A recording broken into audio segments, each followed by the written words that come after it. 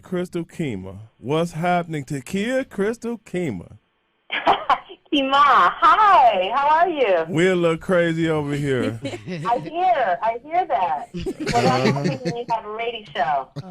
All right. I know, right? Yeah, I'm glad she that. heard that. She caught that. Yeah. Yes. What it look like? What it look like, Key? It's cool. It's very cool and groovy. Is that right? It's a Yeah, or like I say to embarrass my nieces, it's hip and happening. Well, you want us to make them happy then? Yeah. You can do what you wanna do. in living color. That was live, dog. Everybody here is equally kind. Oh my goodness. What's up? Hey, did you miss that show? Sometimes, I miss some things about it. It wasn't an easy show to do, but I missed the people that were on it. I didn't know any better. I thought that that's what television was until I got to the next show, and we weren't taping at 2 and 3 in the morning. I was like, wow, this is easy. So how did you get on in Living Color to kill Crystal Keymah? I auditioned in Chicago. They had an open call in Chicago, and a friend of mine, Dwayne Kennedy, called me up and said, this guy named Keenan Wayans is looking for people who do characters. So I said, okay, cool. And he had me call the casting director, who turned out to be Robbie Reed, and she said, okay, we want to see 10 minutes. And I said, okay, classical and contemporary? Or when you say 10 minutes? She said, no, 10 minutes of your stand-up routine. I said, oh, okay. Dwayne, what have you got me into? I didn't do stand-up. I don't do stand-up. I've never done stand-up. But I did sketches in high school, and so I put something together, and I had some friends of mine with whom I was in a comedy group right out of high school looked at it and given me notes. Ali Leroy and Lance Crowther, that you know from working, they both work with Chris Rock, and then Ali stayed with Chris to do Everybody Hates Chris, and Lance went with Wanda Sykes to do her show, and so and then there was Tim Miller, who's still in Chicago. He actually did a show with me last year. Yeah, something like that. But anyway, they looked at it, and then we all went to this audition, and it was for stand-up comedians, which I didn't know until I got there. And I knew the guys from the days with the comedy group, and they were like, hey, Lance, hey, Tim, hey, Chris, what you doing here? You know what? You were super funny on that show. Oh my goodness, I loved Black World. I love that. I love that. That was you. I live like that today. I think I love that. That's actually one of the pieces that I brought to the show. Yeah, it looked like you did. I was doing before the show, and I'm sure it's why I got the job, because that was one of the pieces that I used in my audition. And I've done a lot with that character and with that piece, and it's in my live show. It's in 2 of the live shows that I do. Oh, wow. And one of them, some of my best friends, I'm planning to shoot later this year. We having a ball having you on here. Oh, really? I mean, you don't work with the Wayans brothers. What was it like working with the Wayans brothers? It was a little crazy. They don't, because they kept coming. It started out just one, and by the end of the season, it was like 49 of them. I don't know. It's 50. It's 50, not 49. I thought it was 51. And they're like a clump, which is so cool to see that a black family on television. You know, we don't see that very often, and it was so funny. I remember saying something to, I think it was to Kim. Forgot, it was something insignificant, and I said something like, "Did I tell you so and so?" And I said something. She said, "Yeah, I know." And I said, "I told you that." She said, "No, you told Damon." Oh, that's right. That's right. You just have to tell the one. The one. Just anyone, and they all know. Wow. The one that knows all. Yeah, because they're a clump. Which is very, very cool. Well, you know what? Tommy and Jamie and Kim, the Kims, Yeah, great cast, and Jim, and yeah, it was, and all the people that came through, and for many years, and even now, a lot of the showrunners that are in television now got their start on In Living Color. We went through writers like water, so everybody wrote for In Living Color at some point. The staff of writers is like 30 people. Did you get to work with Jim Carrey? Yeah. Jim and David and Tommy and I were on the whole time. Mm-hmm. We're the four, and even Tommy left and came back. So, yeah. Okay, well, I just want to ask you a question. Clearly, you're an educated woman. You have been nominated for the NAACP Image Award, TV Land. I'm sorry, I'm far away. The TV Land Groundbreaking Show Award. You know, not only are you an actress, you're a writer, you're a director, and a producer. What are your secrets for your success? What can you give our listeners that want to be in the industry, to be any of these wonderful hats that you wear, and what is the secret to your success?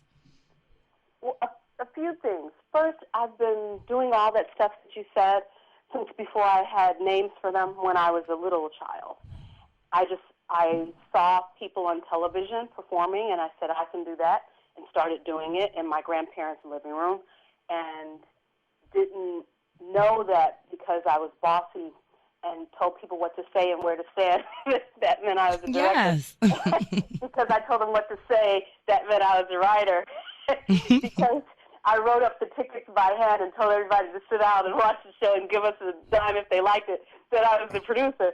I didn't know those things until later. But my philosophy has always been, and all of the stuff I do, except writing. I write to write, and I write to perform. Directing, I started out directing to perform. The same thing with producing. I love to direct, so I don't have to direct me. In fact, I prefer not to. But producing, I normally produce something if it's so that I can direct or perform. But I tell people, if you're a performer, one, study, to perform, and don't wait. Don't wait on agents or managers or anybody like that to get you a job. You have to get yourself a job. And you get yourself a job by being good, which means studying and observing, being in classes or seminars, or watching and watching critically. Don't watch with popcorn going, oh, that was good. Watch saying, how was that actor breathing when she said that? Why did she look to the left and not the right? Where was the light coming from? How many takes do you suppose that was, given it's a sitcom, meaning it's 4 cameras, or it's an hour-long, meaning it's 1 camera? How many times do you have to say that? Could I say that? How would I say it? When I say watch, study, watch critically. Yes. And then, if you're not a writer, find one. If you're not a director, find one. If you're not a producer, find one, and mount your own shows. Do theater. I have not a lot of respect for performers who've never done theater or who refuse to do it or think it's some sort of stepping stone. Yes. All right. Well, we got about 5 minutes left here, so I want to focus on real quick. Now, you one of the only people in Hollywood that actually got a chance to, I guess, work with Raven-Symoné so closely. I mean, tell us about that experience. Takia Crystal Keymah talking to 32 countries around the world on the Midnight Hour radio show. Hey, now. I love countries. I do. I like to travel. I performed around, too. So I watched Raven when she was a baby on The Cosby Show and thought, isn't that the most adorable little girl? And I actually had a chance to play her mother earlier in our careers when Hanging with Mr. Cooper brought on, I can't call the sister's name, when she was on that show. They wanted me to come in for that, but I was still on In Living Color, and I was under contract with Living, so I couldn't do both.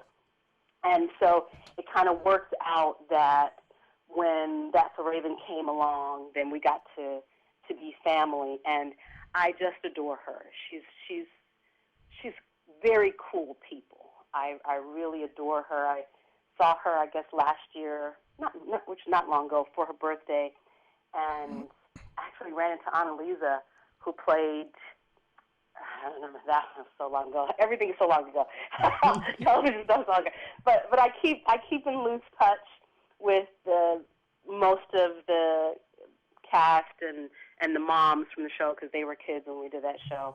So a very, very good company, and I have a lot of respect for them. Now you just turned 30, didn't you? Tuesday I turned 30. I'm 29. What have you heard? Oh my God! No, I'm just kidding. You know how some guys do. You know how they do. Rush things. By the way, Big Mohead sweating so bad over here just talking to you on the phone. You just have no idea. Takia, are you married? No, but there's hope. Yeah, well, my head is sweating then. He's right. Keep hope alive, bro. Keep hope Don't alive. lie. Your head would be sweating if she wasn't married. She said she's not married. So you're right. He answered his own question. He don't even realize. This is true. I got it. I got it. We love your hair, though. Your hair. So let me ask you to do something for us.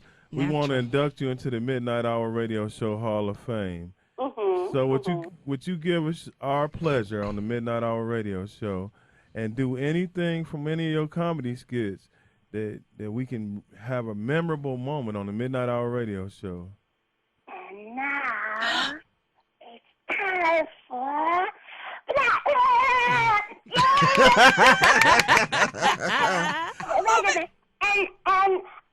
Blackwood, you don't have to go to bed early. You can stay up.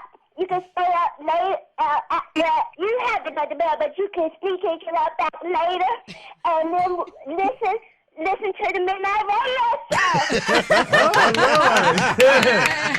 You have officially been inducted into the Midnight Hour Radio Show Black cool. World, That was so I love Really it. cool. That's so Thank cool. you. I'm trying to tell you, man. That's Hall just of the bomb Fame. right there. Takia Crystal Keymah. She is so talented. Officially inducted into the Midnight Hour Radio Show Hall of Fame. Yes. Fame. Thank you so much. So for more of my antics, go to my website, takia.com, TKEYAH.com. I'm going to put my late newsletter up sometime tonight, maybe by midnight. And one last thing. Who gave you that name and why? I gave that name because I was searching. Oh, this is not a quick answer. But I was searching. When I was a little child, the name that I had matched that of a politician who was running for office. And I said to my grandmother, hey, we've got to support this guy. I guess he was running for governor. I said, we have to support the governor because we're family. And she said, sit down, honey. Not only are you not family, this is how this connection came about. And I was aghast. I was very, very angry. I felt like someone had tricked me, particularly because I felt like just by having the same name, and not to say you shouldn't root for everyone, but I felt like he had personally tricked me into rooting for him when the connection was nothing at all to root about. And I decided at I was probably 7, to change my name. Luckily, Crystal Blue Persuasion did not stick. That was my dream choice. That's the song that was out at the time. Crystal Blue Persuasion. Oh, Yeah, no. I thought that was the coolest song. But, I kept that mindset, and I said, I'll do it later. And then as I grew older, I got a little scared. Oh, it's such a big thing. Your name. What am I saying if I change my name? And eventually I said that it's about energy. And for me, because of that incident, I don't know how I would have felt had that not happened. But for me, I felt like I was bearing a slave name, and I wasn't proud of it. I got you. It symbolized someone tricking me. Right. Yeah. Doing a Right. relationship that they shouldn't have with me. Mm-hmm. And so I started looking for names, and eventually reading a book by Ben Ami called God, the Black Man and Truth, I came across a section on the resurrection of black people. And the definition of resurrection was Takia, meaning a mental revival of God's Spirit, Keymah, meaning to establish oneself, to come to one's feet, to move from invisible to visible, and Hakacha, meaning a dreadful awakening. That last one was a little bit too powerful for me, so I said I'm going to take these other two because I need to be about a resurrection. Mm-hmm. I Right. think Resurrection. Our people need to be resurrected. Absolutely. So her name is pronounced I Keymah. think I was Absolutely. resurrected as Michael Jackson. I'm just playing. Yeah. And next week he'll be Tupac. Radio today. And next week and the following week he'll be Biggie Smalls. Right. And I want to give a shout out to the Elvis Presley. the Polygon Group Talent Agency, Kareem Muhammad. And, What's up, Kareem? all right. And, That's Okay. the agent. He's really cool, too. and Tanya Yeah. Carmucci, the publicist. Carmuche. What up, Tanya? Kamuchi. Hi, Tanya. Carmuche. I'm sorry, Tanya. Don't throw no bricks at me. I'm gonna sing a song for you. No, that's okay. Don't Hey, sing no no, song. don't. Love song. She's gonna shoot you now. Stop. I'm No, just. I tried to stop him before he started. Oh, No, Lord. we're calling for peace. That I'm from was- Chicago. We're about peace.